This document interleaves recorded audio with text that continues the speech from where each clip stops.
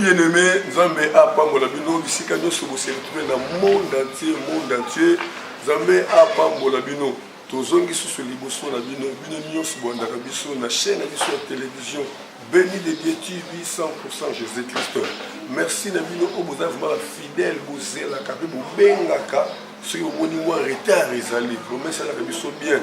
Surtout papa Jean Marcos, yenda la musaka biso. Soka lobi to komi ko lenga semeno bolali to telemi. Ça la biso ma bien. Ta bozo benga biso ko pesa biso encourager biso qui ça la kamala mini gloire à l'Éternel. Bien-aimé, nous avons partagé sujet moko eza vraiment motuya makasi bo mikazoma ko landa na bokebi nyonso nini po Nzambe akoso so sabino na sujet na biso ozali intitulé la Pâque. La Pâque. Tokani biso na biso pona koyoka liloba na Nzambe. Kolo Yesu na pamboli yo Nzambe oza malamu. Yo osalenga ingulu naza awa na RD Congo mais naza ko se retrouver dans internet na monde entier mobimba na loba kuite pa na yo pour la délivrance et unification libota na yo molimo santo na yo ayeba ko simba mitema ya ba oyo ba kolandanga afin que asosolisa ba volonté na yo à travers loba oyo na kombo de sumasi o dali ko lobix na biso ne to bo de petolobi amen.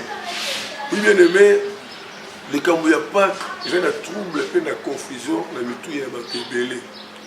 Ils ont ba o bazo rejeter Pâques, ils ont ba o bazo fêter Pâques, ils ont ba o bazo ndima yangote. Mais dans l'église na me compréhension par rapport ya au molimo santo atie 44 nanga. La première chose, date ya Pâques, ils ont la Bible était date ya Pâques dans l'organisation de ya batu. Bastale ke ba Kristo nyonso basangana kana mukolo moko pour commémorer mémoire to pe la mort ou la résurrection de Jésus-Christ. Mais vous remarquez que ba date ça variaka. Les premiers, les 7, les 14 pour dire que eza organisation ya bato. Et résurrection à Jésus-Christ pas qu'il y a solo ezo dépendre na mutu ye moko. Pourquoi mutu ye moko? Yesu ça c'est quoi na bombo na biso et c'est to refléter image ya Christ. Car la Bible déclare tel qu'il est tel que nous sommes. Mais na mutu oyo azotambo na kati na molili na kati na masumu aza lokola mutu oyo esa bomi lisusu Yesu ka bomo ina ye. Et reconnaissance ya mutu wana na nzela ya repentance ne ekoyeba tout ce que c'est puissant Jésus-Christ kati na bomo ina ye. Donc pour dire que mutu na mutu a confété Pâques par rapport ya mokolo oyo azwi décision ya ko ressusciter Jésus-Christ na kati na vie na ye pour na kozwa marche ya sika. Et pas que ça est connu. Et pas la mission, bon, la image, il y a qui ça dimanche, la terre qui t'aime, il y a l'agneau. L'agneau. Pourquoi l'agneau? Parce que, dans le temps où il y a Kala, on te dit Pâques juive. Bana Israël, va fêter qui fait Pâques, tant qu'on a dit dans Égypte. Mais Pâques n'a pas fêté qui. Beaucoup de monde a dans Exode chapitre 12, à partir du premier verset, va utiliser qui moi n'a y a même. Mon même ya inane sans tâche et sans défaut. Makila ya mwana ya meme batia mwana ba porte na ba lettre sur la porte na bango. Et tant ange ya mort ayaki makila wana nde sauva ki bana ya Israël. Donc en quelque sorte makila ya nyama ne epesa ki délivrance. Mais le kola ezaki makila ya nyama délivrance wana evanda kité. Délivrance wana ewumela kité. Il fallait que makila ya mutunde et sopana pour faire une vraie délivrance. Nous avons préparé Abraham pour à partir de moi Abraham, Isaac pour avoir le sacrifice à sopama makila na ye. Gloire à l'Éternel. Mais tout le monde est dans Genèse chapitre 22 à partir du 5e verset. Quand nous avons bengi Abraham a sacrifié moi na ye Isaac. Abraham a joué Isaac, babani okende. Pendant que 3 jours, il y a marche, bien aimé. Abraham a moni ngomba na musika. Ayebisi ba disciple, bino botika la. Ngana moi to ki ko adorer si bato kozonga. Azu koni na ye, azu moto na ye abonisi, bazali ko kende kwa ko maman na ye. Mais ba komi na nzela, mwana a réclamé, a dit oh papa, to tiki ndako musika. To leki bazamba to ke na ngomba. Mais nazomona moto, nazomona koni. Mais où est l'agneau? Où est l'agneau? Pour dire délivrance et où est l'agneau? Parce que l'agneau wapi nyama oto meka. Et à partir de Yawana, nous allons comprendre que Isaac ayebede ko sosola ke nyama zate yaza nyama te il faut nyama zala nenza babe lokola yaza soso anyote tika na tika dossier oyo ndomoni Abraham tanga lingi aboma mwana nzamba pekisi abitele mwana meme pembe na yo sacrifier mwana meme ba sacrifier mwana meme to bandi ko luka nzamba ndiko luka na botinda siko nani pour la délivrance ya libota na ngai nenza moneke non il fallait qu'il y ait moko aya et tant que Jésus-Christ aïe bien aimé aya qui kozwa relève au lieu que makila ya nyama etanga aya qui y ait moko po atangisa makila na ye en fait que aime malobiko na kata libota na nzambe et yesu aki na nature ya mutu ndenge mutu ayaka na mokili oyo po ayeba kote ya bato ba comprendre pour ce qui yesu aki lokola nzambe ke bamonika likolo efungwami mutu moko azokita boya na za nzambe balingaki baya te démons, monstres, tout ça, il y a tout de confusion. Il fallait qu'il y ait une nature ya mutu pour accorder la collaboration na mutu. N'ayez ce botama qui le colla moi nyonso abotamaka gloire à l'Éternel. Et tant au moment na ye koka qui pour accorder ce que le service ya nzambe.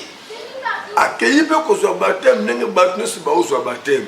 Le colla yende fallait que ce makila pour délivrance et côté na kata mokili. Le coup n'a pas que juive, moi na même, moi na agneau. Agneau ne pardonne à ce pas qui makila. Et Jean-Baptiste dans la zotéia, aïe qu'on soit révélation. Tant que moni Jésus, à comprendre que Jésus ne aïe qu'on soit pas makila. Donc Nzambe yemoko akiti. Ne pour la première fois, Jean-Baptiste a béni Jésus l'agneau. Aïe bisi batu, voici l'agneau de Dieu, c'est lui qui ôte les péchés du monde. Donc Jean-Baptiste a eu la révélation de comprendre que Moutou est makila pour aimer malobiko et ça Jésus. Yango abenga qui agneau. À se référer à agneau il y a Ancien Testament et na agneau il y a Nouveau Testament. Donc Jésus-Christ n'est allé agneau il y a Nouveau Testament. Nanzela ko sopa makila, nanzela ya sacrifice, gloire à l'Éternel. Et dans Exode chapitre 12 au moment que moi na ya meme ba pasola ki ba kata ki makila ba utiliser yango. Sikoyo poto siko Pâques. Il faut pas passer la paix Jésus, ba kata payer ba su makila na ye. Non moni na Luc chapitre 22 de 19 à 21 verset. Jésus siko ba passer le nini. Ba ko kokate ba lia nzoto na ye. Ba ko kokate be la makila na ye et comme la kindo ki tout ça et ko simba te. Le col Jésus a un esprit. Dans la Bible, le 2 Corinthiens 3, 17. Car notre Seigneur est esprit.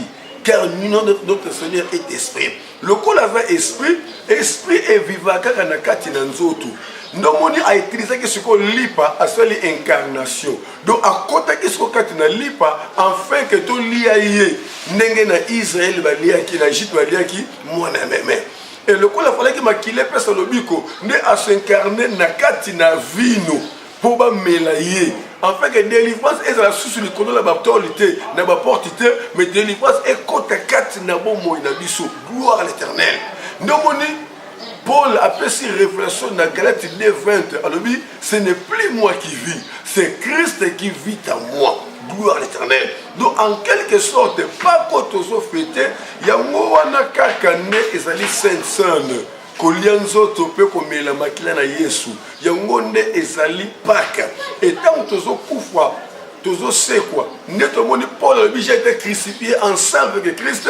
Et si je vis, ce n'est plus moi qui vis, c'est Christ qui vit en moi. Donc Paul a compris que ça est déjà corps moko na Jésus parce que alia qui déjà nzoto amené déjà makila et tant que Yesu qui na croix a monné que il est pas crucifié mais après la mort et la résurrection né à comprendre que non il est passé nini à ce qui par rapport il y a Christ pour avoir des 4-4 na yé né ba chrétien ba célébrer Pâques mais là tout qui pas encore ba célébrer fête nini au ba ko sala et ça fête dignement ya repentance parce que résurrection à Jésus-Christ a servi de bilamba ya kalate bilamba kaleti kalake mais à servir de bilamba ya sika gloire à l'Éternel bilamba ya sika vie à sanctification parce que elamba a pouvoir il y a au moins dans Marc chapitre 5 verset 28 moi je te ngamba qu'il a pendant 12 ans si je pousse seulement toucher ses vêtements je serai guéri donc elamba peut élaxer qui nature na identité à Christ donc vrai Pâques ezali ko bongo la motema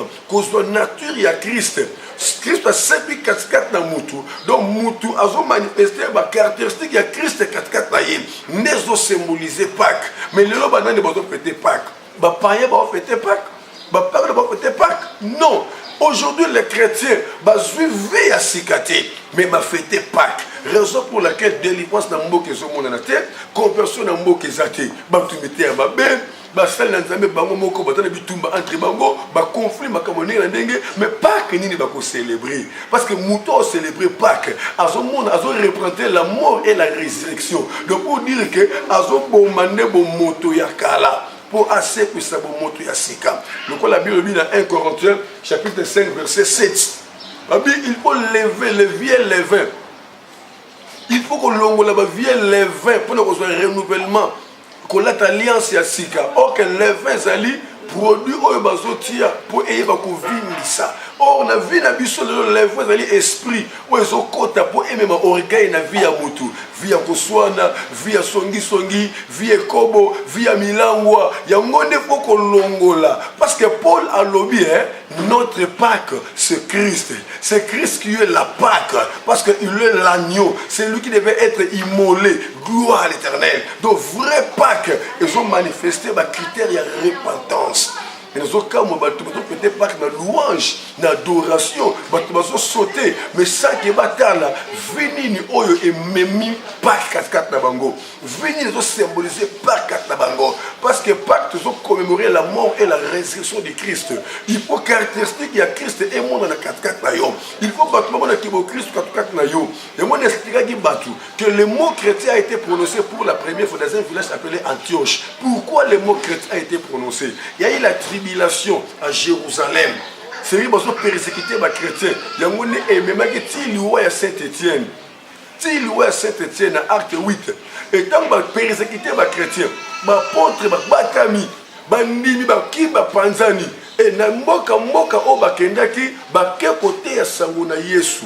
Et mboka wana Antioche bate belé bandimela ki Jésus-Christ. Sango zongi na Jérusalem. Ba apôtre bi non, totika bango boete. Voilà vous devez vérifier message ni obayoki. Ne batini Paul na Barnabas, gloire à l'Éternel. Tant Paul na Barnabas bakei, babandi côté ya sango malamu na Yesu Christ Masia. Siko bandimi ya mboka wana. Batali comportement na caractère il y a Paul na Barnabas la bi oh mais bateau baza pour se comporter car le col Christ au baté ya kibiso. Donc, et Seigneur to benga bango ba chrétien pour dire qu'un chrétien qui veut dire comme Christ dans Acte chapitre 11 verset 24 à 26. Donc pour dire que muto a fêté Pâques, aza muto a reflété image à Christ. Aza mis sa caractéristique à Christ 4 na yé. Ne Yesu a sepi 4 na yé, a sepi na bisaleli na yé, a sepi na comportement, a ceux qui na caractère, a ceux qui même na misala, a ceux qui même na mimbongo, a ceux qui même na santé. Pas tant que Yesu a sepi nyonso ya yé échanger qui automatiquement, raison pour laquelle Marie a reconnu même pas que Jésus est tellement qu'il est beau sur la yé. Mais ce qui est plus grave, a bengi Jésus moyibi, a bengi Jésus jardinier. Pourquoi? Pourtant mon Jésus a tout dit à lui oh, moloni bilanga, nazo lukankolo, yebi saba nani mutu azuye, nani mutu azuye. Et tant que Yesu a bengi na commune Marie. Nebo sosolia comprendre que Yesu nde yeyo alinga pousse ne ko simba ngali sosité bien aimé muto azo fêter Pâques azo na nature ya Christ muto a fêter Pâques il faut Satan bangaye il faut Satan kimaye muto azo fêter Pâques il faut atambola na lignée ya Jésus né moni Jésus bi na Jean 10 verset mes brebis je les connais ils entendent ma voix et ils me suivent donc na mukuse ya qui à partir de Exode 12, sont dans le colère verset l'histoire Oyo, c'est l'institution de la Pâque. Et ce qui est dans Luc chapitre 22, autant de titre, l'institution de la Pâque. Maintenant, Exode va parler sur moi na Mémé. Et dans Luc, va sur Jésus-Christ. Jésus, le quoi dans l'esprit. A continuer katina lipa a continuer katina vini et institution de Sainte-Seine, il y a un monde symbolisé Pâques dans la vie chrétienne. Gloire à l'Éternel. Le temps est arrivé, où les chrétiens vont comprendre. Paul a expliqué qu'on a beau péter nyonso. Dans 1 Corinthiens 5, 7, à l'objet, car notre Pâques, c'est Christ. C'est Christ. C'est lui qui a été immolé. Immolé. Yaya, n'a pas vu sur le romoko. Délivrance, c'est pas dans bandoki. N'est-ce pas que ceux qui au monde vont faire délivrance à mon andoki. À Sandi Moussou, à Sandi Lipa, et cette délivrance est en Zambété. Et outi na bonganga, et outi na bondoki.